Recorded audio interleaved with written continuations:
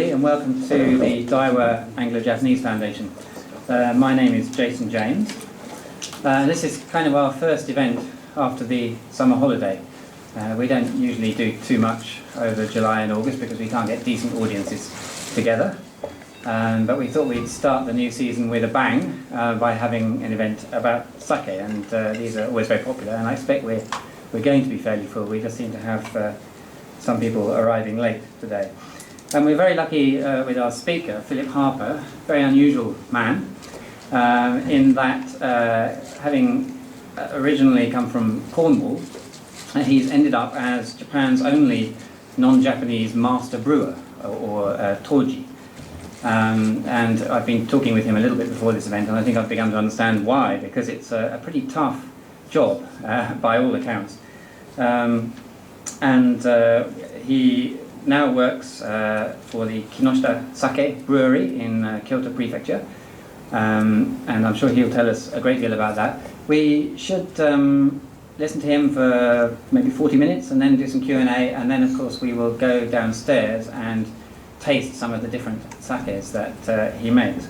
And I'd just like to mention at this point that we've had great help from World Sake Imports, who have provided two of the varieties we're going to be tasting later. So they're available for sale in London. But we've also actually shipped one other variety over, especially from Japan, which you can't normally taste in London. But I think without... Oh, actually, I forgot my... And now, without further ado, I'd like to pass over to Phillip Harper, our main speaker.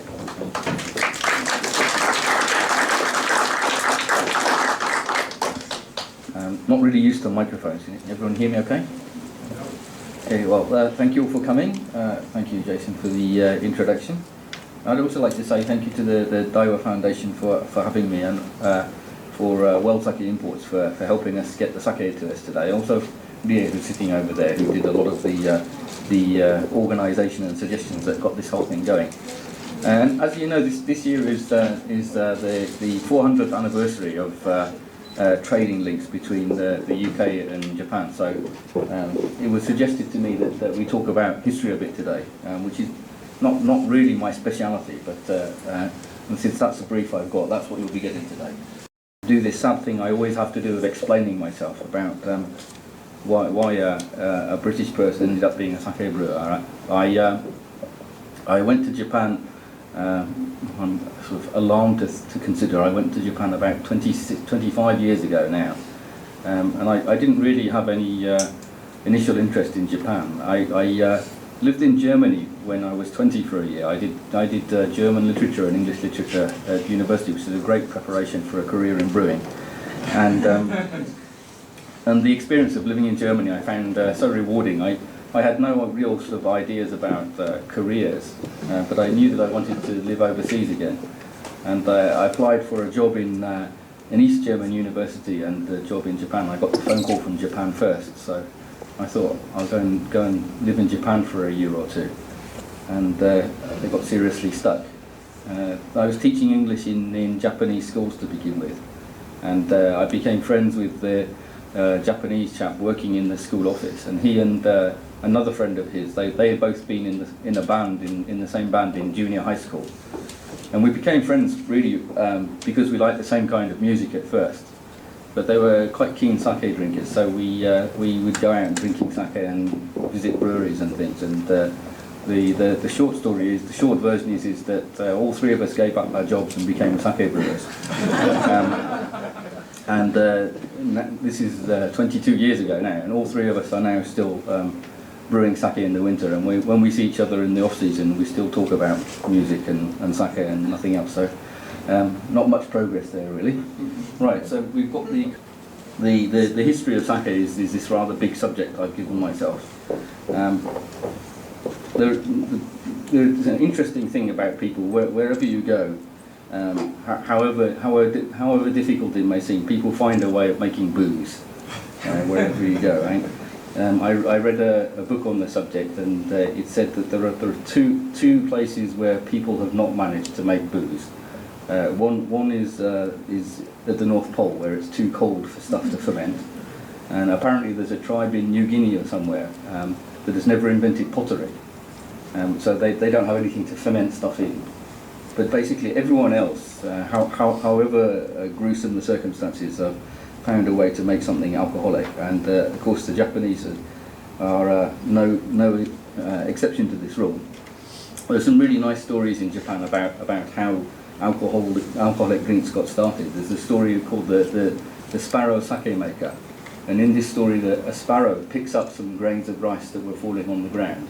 And if you've ever seen a bamboo tree that's been cut, it's like a cup. And so in the story, the sparrow drops the rice grains into this bamboo cup. Then it rains, so you've got fluid and you've got rice grains, and it turns into sake. This is a very pretty story, but if you're actually a brewer, you know, in fact, I mean, the chances of this happening are beyond microscopic. So it's a charming story, but not even slightly true, I don't think, unfortunately.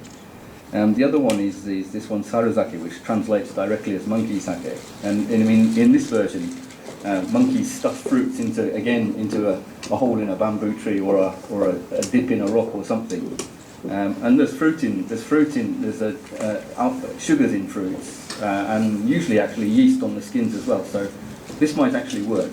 So it's possible that monkeys did make the first kind of booze in Japan. As I expect you all know, in Japanese the word sake, although it refers to the specific kind of sake that I make, it's also a general word for alcoholic drinks. And these are really nice stories, but the actual earliest evidence we have for Japanese people drinking booze is seriously old. In the Jomon period, they keep changing the dates on these, so I'm never really sure exactly when these start and when they finish. They seem to be sort of moving them further and further back, but roughly from those kind of dates is the Jomon period. And they found these jars with bits and pieces of grape pips and other fruits in, and people who should know say that this was probably used for fermenting stuff. And there are little cups as well, which I suppose could in theory be used for drinking. But of course, this is fruits like the monkey sake. So in that sense, not really a direct ancestor of the sake that we know. And I mean, to get to definitions, this is what I think sake is. It's an alcoholic drink made from rice.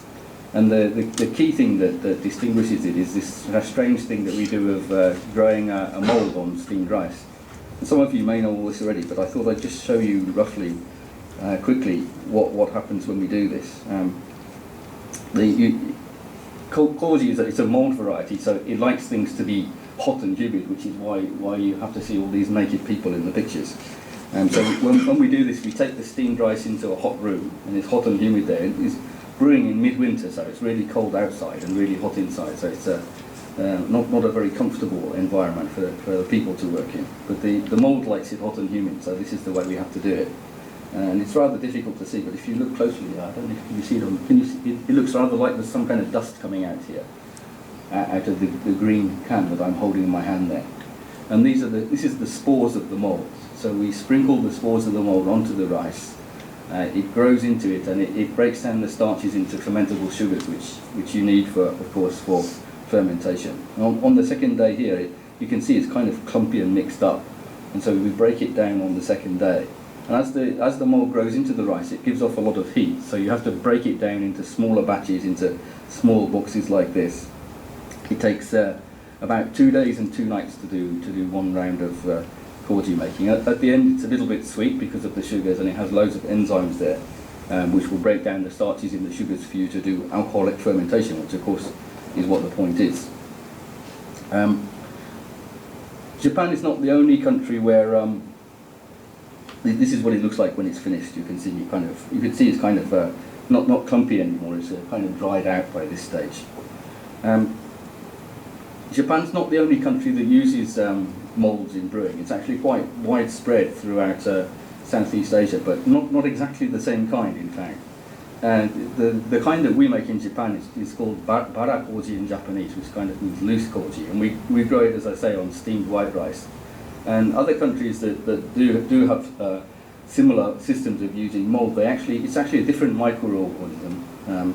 And in China and Korea, they make it into kind of like brick shape or hard cake shapes, and it's grown on barley and rice, which is not cooked. There is a relationship in terms of it being a mold, but it's not actually the same one. So it's always there's lots of arguments about how close the relationships are, and a bit like all the pre-Darwinian arguments. Is it an ancestor, or is it on a different tree of the family history? And you can even see that in the characters for the thing. The top one there, which is the one you'll find in most dictionaries, uses this character for barley. There is this other character, you can see the one I've written below, which is the character for a flour and for rice. And sake brewery people like to use this one sometimes. It's rather intriguing to me, actually. If you look at a picture of this mold under a microscope, it actually looks like a flower growing on rice, but nobody can possibly have known that when this character arose. So I always think I need to look into this and find out where it came from. But the point I'm trying to make here is that obviously with this barley element here, this is not the kind of koji making, not the kind that we do in Japan anymore. And there's lots of discussion about where the roots of sake are, and obviously there is a certain amount of evidence that some elements of sake brewing came from continental Asia, from China and Korea. There are also some people who are very keen on the idea that the whole system was an original invention of the Japanese, and those people are always very irritated with this character, with the standard character with the barley, which is obviously a Chinese thing, and those people will tell you that you have to do it the other way with the rice character. So really, I mean, this thing of growing the mold on the rice, I think, is really what sets our sake apart from all other alcoholic drinks. And to really go back to the roots of sake, you have to go back to the history of rice cultivation, really. As I expect many of you know, I mean, rice cultivation is said to have begun in China about 8,000 years ago and spread out across Asia from that time. This little map here I've got showing the different routes that rice cultivation is supposed to have come into Japan about 2,600 years ago. Please note the word putative, because no one can really prove all this stuff very, very much. And there's a really nice story actually about how rice cultivation probably arrived in Japan. A Chinese story, in fact. Let's have a look. It's the legend of this chap called Jofuku. I'm not really sure how we're supposed to pronounce it in English, so I'm just doing it the Japanese way. And this chap was the court sorcerer to the Japanese, not the Japanese emperor, but the Chinese emperor. And the court sorcerer sounds kind of like a good job to have. But successive emperors were very keen on their court sorcerers to find this thing called the Elixir of Life, which apparently if you drank it, it made you live forever. The problem was that nobody was very successful in either making it or finding it. And in fact, at least 5 Chinese emperors died after drinking what they thought was the Elixir of Life. It also had a negative effect on the life expectancy of the court sorcerers, because a lot of emperors became increasingly disgruntled when the elixir was never found. And our friend Jofuku, and this is actually, I mean, he really existed. We know that he existed in the 3rd century BC. And in the traditional fashion, the Chinese emperor sent him off to find the Elixir of Life, which was said to be on a holy mountain. And to give him some help, he sent him off with a staff of 3,000 virgins to go and find the Elixir of Life. Unfortunately, he didn't, and he came back and said, well, I couldn't find it because I got stopped by sea serpents. And the emperor said, okay, well, we'll send you with some soldiers this time, so get rid of the sea serpents and bring back the Elixir of Life. And the poor chap never came back. And one version of the story suggests that he knew he wasn't going to be able to find it, so he just cleared off across the sea and set up his own kingdom somewhere. And there are, again, various stories about where he went to, but there are many places in Japan where they believe that Jofuku landed there.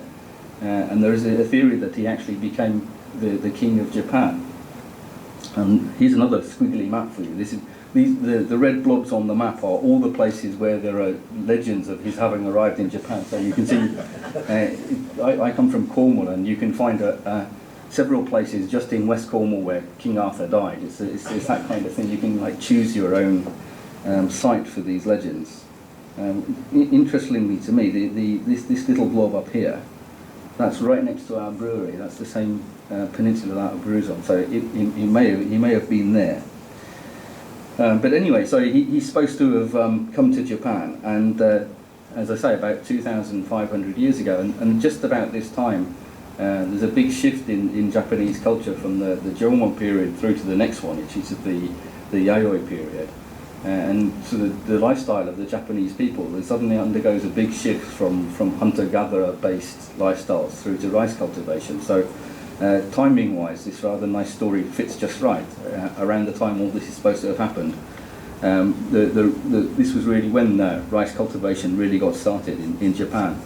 And I read, while I was thinking about this presentation, I found on the internet that in 1982 in China they found the village where he came from. And after 2,500 years, the family, the descendants are still living in China and have texts which talk about this chap going off and not having come back. So a kind of sort of interesting tannet which I will leave you to think about. So we move into the Yayoi period, and this is when rice cultivation starts, of course. This thing, Gishiwa Jinden, this is again, it's a Chinese text from the 3rd century AD, and there's a bit in this about Japanese people liking to drink a lot and singing and dancing a lot at funerals. So we know that at this stage Japanese people were imbibing enthusiastically. What we don't know is if this was a sake made with the same kind of mould that we use today, or some other kind of sake. There's no evidence for that. There is also this legend in the Kojiki, in this 7th century Japanese text, about this chap called Susukori, who is supposed to have been a brewing genius who came to Japan from Korea. And he made sake and gave it to the Japanese emperor, who was mightily impressed with it. There's not really any detail in the story about how the sake was made or anything. And this being a story about Korea, the people who are very keen on the idea of Japanese sake being a purely Japanese invention will tell you the story is a complete load of nonsense. But I can't see how we can really prove it one way or another. But the story is there. And so rice agriculture began in Japan. As you know, it's sort of hot and humid and loads of rain, so it really is a good place to grow rice in. And the general theory is that as well as the actual techniques of rice culture, of course, it's not just techniques. You need tools and so on, and all these things seem to have come over as part of a set at about this time. And so it's entirely possible, although we can't prove it, that sort of brewing techniques came from the continent about the same time. We know about some of the older ways of making sake. There's this one which is the first one I've got here, Bijinshu, which translates as beautiful woman sake, which sounds rather charming. Another name for it is kuchi kamashu, which means chewing it in your mouth sake, which is slightly less charming. And the way you make it is if you chew rice for a long time, the enzymes in your spit start changing the rice into sugars. And if you spit a lot of it into a vat and leave it with water there for a while, you can actually make booze with this. And there's a researcher in a Tokyo university who actually had his female students do this, and they made alcohol with about 8% alcohol with this. So you can do it if you're determined. So I think few people would be keen on drinking it if you did it these days. And this is a very old way of brewing, we know. In certain areas of Japan, the Ainu people in Hokkaido and some people on the remoter islands of Japan, in Okinawa and so on. And it existed as a way of making booze right up until the 20th century in some remote areas, until the Japanese government finally stomped all home brewing to increase tax revenues. Another really good old story is the one of the Yamata no Orochi, which some of you may know, but it's such a good story I have to tell it. The story is that the brother of the sun god, having been thrown out of heaven, comes down to Japan and he sees chopsticks floating down the river, which apparently means there must be people living upriver. And he goes upriver and he finds two people crying there, and they have one daughter, and they explain to our hero that they originally they had 8 daughters, and every year a monster with 8 heads comes and eats one daughter in turn, and they're now down to the last daughter, and it's time for the monster to come. So the hero of the story says, if you'll let me marry her, I'll sort out the monster for you. To which they agree, and he says to them, you have to make 8-fold sake. So he makes 8 vats of sake in 8 little enclosures, and the next day the monster arrives, and it's a fairly big monster. It's supposed to be the size of 8 valleys and 8 mountains, and the monster comes along, and one head drinks each of the vats of sake, goes to sleep, and then the hero chops off the heads and gets the girl. This word, the 8-fold sake word, it comes in. There are various theories about what kind of sake it was. I've written them down here. One is you add ingredients again to finish sake again. Another one is that you add water instead of sake in the brewing stage, which is a kind of sake which we call kijoshu today. And the other one is adding adding ingredients over and over again in 8 stages. And if you look in Chinese texts, I understand that there's a thing called 9-fold sake as well. Again, people who know more about this than me tell me that in China 9 is a lucky number. In Japan 8 is a lucky number, and it's the other way around. But I think this thing of the 8-fold sake, 8 in this is just a number which implies large numbers, like the 40 days and 40 nights of the Bible, which I think is not a specific reference to that time period. It just means a long time. And so I think probably to me as a brewer it sounds like number 1, where you just add in the ingredients over and over again, maybe not 8 times but several times, which would give you tremendously sweet sake. Another way we can find out about how sake used to be made is in Shinto Rituals, where through generations and hundreds if not thousands of years the systems of making sake have come down. One is in the Great Shrine of Izumo, which is this is the Shimano Prefecture, where the monster did his thing as well. And they use rice gruel to make the stuff for that ritual apparently. In the imperial festivals they make these 2 kinds of sake called shiroki and kuroki, and they use cooked rice, whereas we in modern brewing we use steamed rice. And if you look at the ratio of koji and water and so on, you can see it's really different from the kind of thing we do today. So although we know what these things are, they don't really look like ancestors of the sake that we have today. It's a really quite a different system. So I'll zip through the various periods of Japanese sake history, if the computer will let me. Yes, it will. So there's a famous Japanese researcher divided Japanese sake history into 4 stages, and so now everyone else has to too. The first one tend to be called Brewing by the People, and this was right from prehistoric times right through until quite recently in some areas. And it was when sake was not brewed all year round. It was brewed for special occasions, especially related to festivals and Shinto occasions. And there's still a very strong element, of course, of Shinto belief in sake breweries today. The picture here is a picture of a sake shrine in Kyoto, the most famous of the sake gods, in fact, in Kyoto. Well, this is Matsuo-sama.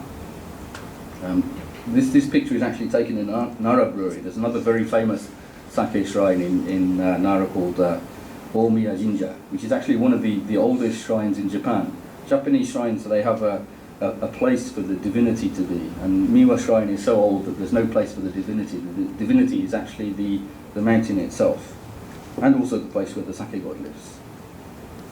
Now the next stage in sake history is this one, Brewing by the Court. So when the imperial palace was finally fixed in Nara in the 7th century, there was actually a special department within it for sake brewing, and there were people doing different jobs in the palace, but there were special people with just the job only of brewing sake. And it looks like that this information was disseminated throughout the country, throughout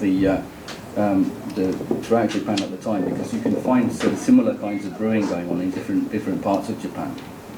And you come through to the 972, and this is an amazing document called the Engishiki.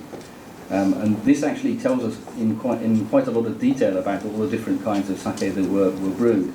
And sometimes I hear people talking about sake in the old days being made in a primitive way or something, but there are 13 different kinds of sake listed. When I made this, it was 13, and then I read somewhere else it was 15. So I haven't actually counted in the original text. So you'll have to take my word for it that it's about this. Whether it's 13 or 15, this is still an awful lot of kinds of sake, and they all have specific recipes and different ways of brewing. So it was obviously very well regimented and fixed by this stage. And the instructions in the book, they're not only about practical brewing matters. In true Shinto style, at each stage you have to make the correct offerings to the god of the mountain, or the god of the well, or the fire god. And although it's not quite as regimented as this, we still do think about these things a bit when we're in sake brewery. So we have little stickers from the sake god at tactical places throughout the brewery to make sure that the sake god looks after us, so it all goes well. And coming through to the Middle Ages, then the main focus of sake brewing shifted away from the court to big temples. And the great thing about temples, of course, is that they have lots of manpower. They have lots of people who can read and write for record keeping, which is extremely handy. They also have lots of people coming there to pray, which is a handy market. And the temples did do a roaring trade with the sake in the Middle Ages.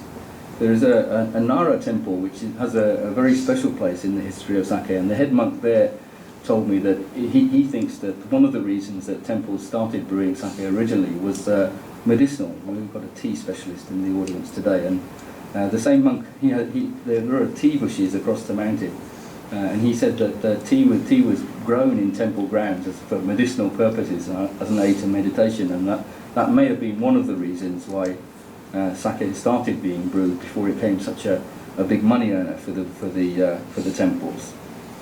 I mean, another thing that seemed very strange to me when I first went to Japan was that you could find Shinto shrine gates within Buddhist temple grounds. And you do find that all the way through Japan.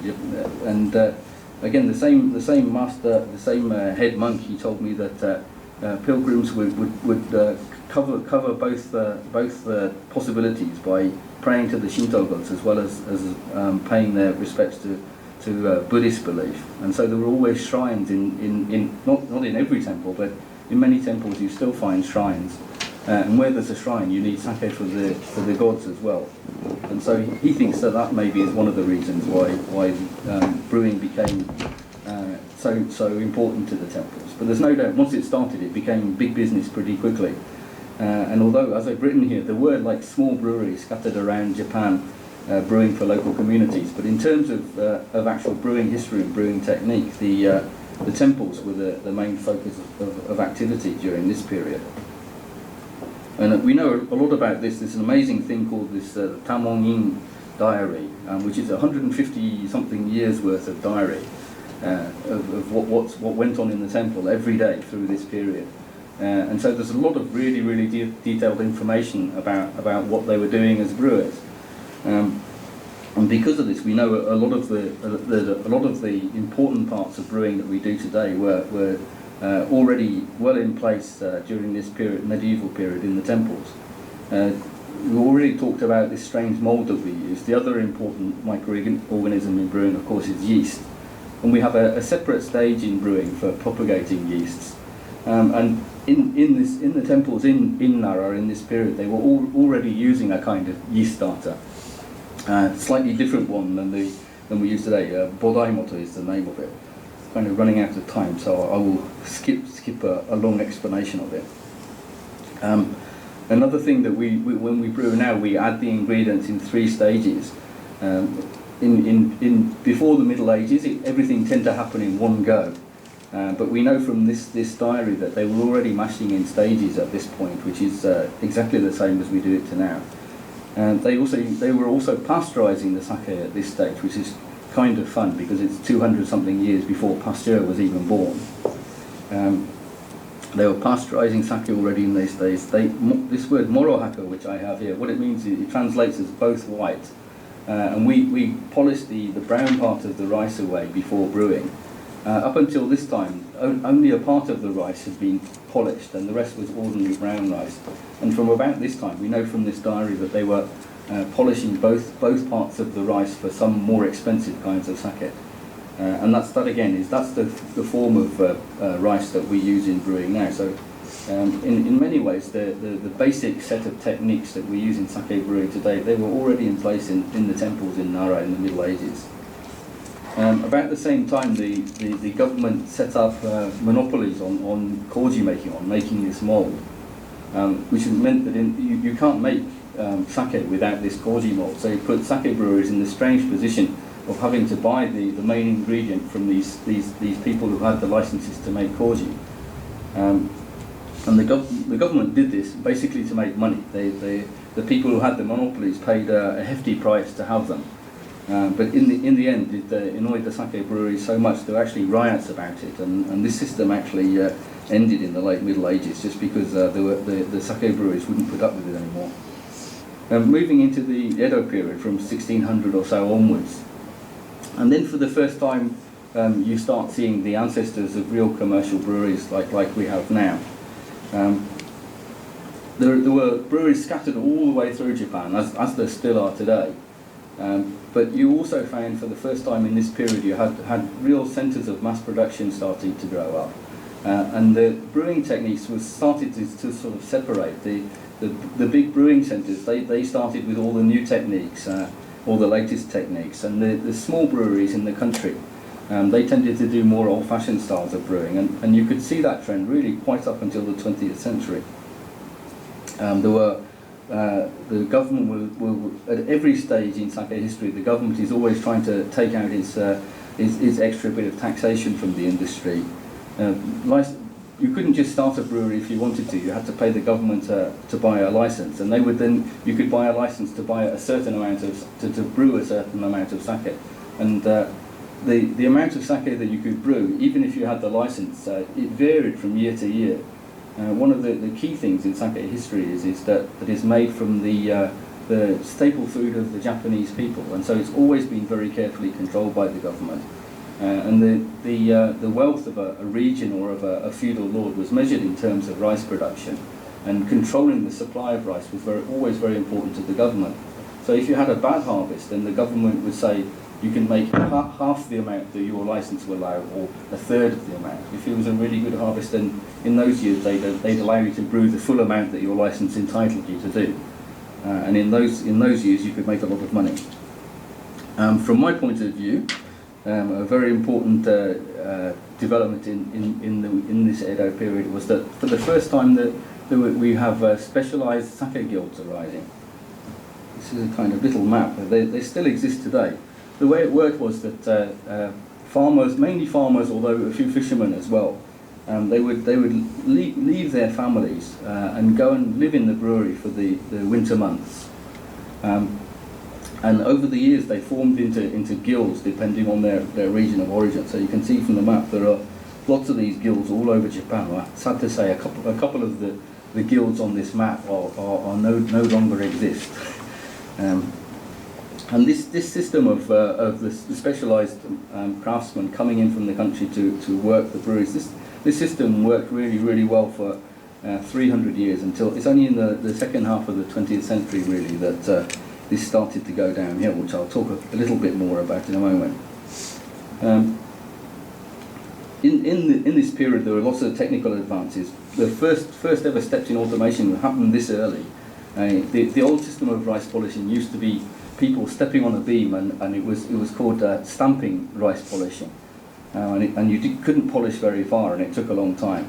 And brewers in the Nara region on the edge of Kobe City, where you have really steep mountains coming down into the town, they came up with the idea of doing it with water wheels, and this meant that you could polish the rice further than ever, which for lots of reasons made it possible to make kinds of sake that you couldn't make before. It also increased yields tremendously.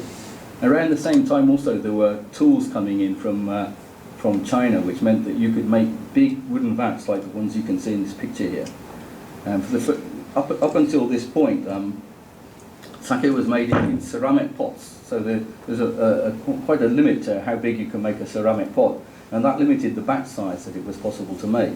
And then when these new tools came in, it was possible to make much bigger vats, and for that reason, mass production becomes possible for the first time around this time. And brewing was concentrated in the winter, again by government fiat about this time. And the new brewers guilds, the farmers coming in, they supplied the intensive manpower that you need for this kind of winter brewing. And all these elements came together to really make mass production possible for the first time in this period. This is one of our sakes which we make with a recipe from this period. And we're kind of short on time, so I won't bore you with the details, except to dangle some bait in front of you and tell you you'll be able to drink it in a minute.